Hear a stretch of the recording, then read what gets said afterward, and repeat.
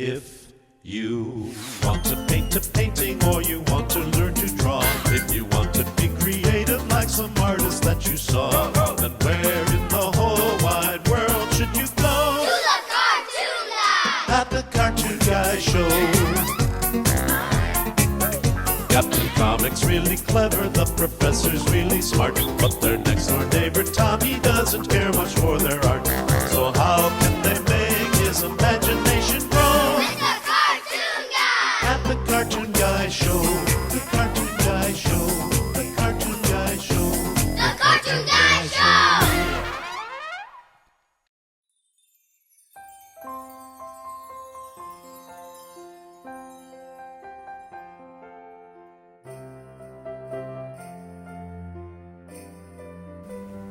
Merry Christmas, everyone! Tom from Toonopolis here, and in the spirit of the holiday, I want to read to you one of my favorite Christmas stories. It's the 1823 poem, A Visit from St. Nicholas, also commonly known as Twas the Night Before Christmas, by Clement Clark Moore. 'Twas the night before Christmas, when all through the house not a creature was stirring, not even a mouse. I'm a rat, not a mouse. The stockings were hung by the chimney with care, in the hope that St. Nicholas soon would be there. The children were nestled all snug in their beds, while visions of sugar plums danced in their heads. Hey, what's a sugar plum? Shh! This is the easiest gig we ever had, so don't blow it. And Mama in her kerchief and I in my cap just settled down for a long winter's nap. When out on the lawn there arose such a clatter. My experiment! I got the hazmat team on speed dial. I sprang from the bed to see what was the matter. Away to the window I flew like a flash, tore open the shutters and threw up the sash. That's just Cartoon Guy. What is he doing? The moon on the breast of the new fallen snow gave the luster of midday to objects below, when what to my wandering eye should appear but a miniature sleigh and 8 tiny reindeer. This is so degrading. Don't worry, we'll fix it in post.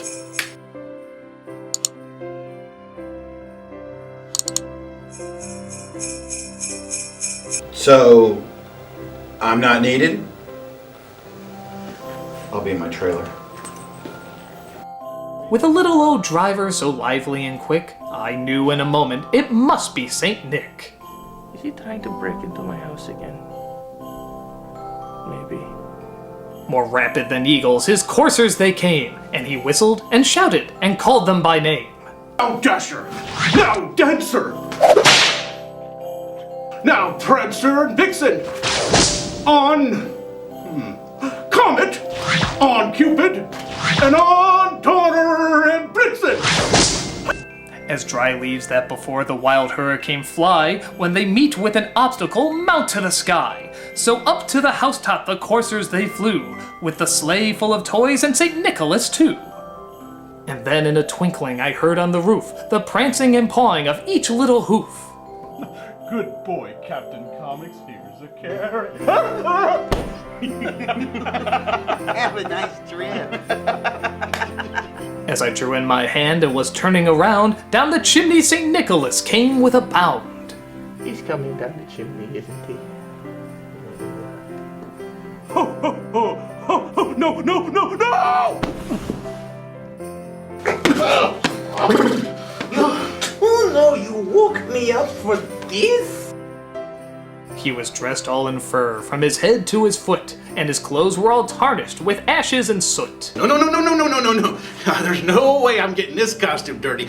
Costume department will put me on the naughty list. That is true. A bundle of toys he had flung on his back, and he looked like a peddler just opening his pack. Hey, come on now! Not that filthy. His eyes, how they twinkled, his dimples, how merry. His cheeks were like roses, his nose like a cherry. His droll little mouth was drawn up like a bow, and the beard on his chin was as white as the snow. Well, at least I got the beard. The stump of a pipe he held tight in his teeth, and the smoke it encircled his head like a wreath. He had a broad face and a little round belly that shook when he laughed like a bowl full of jelly.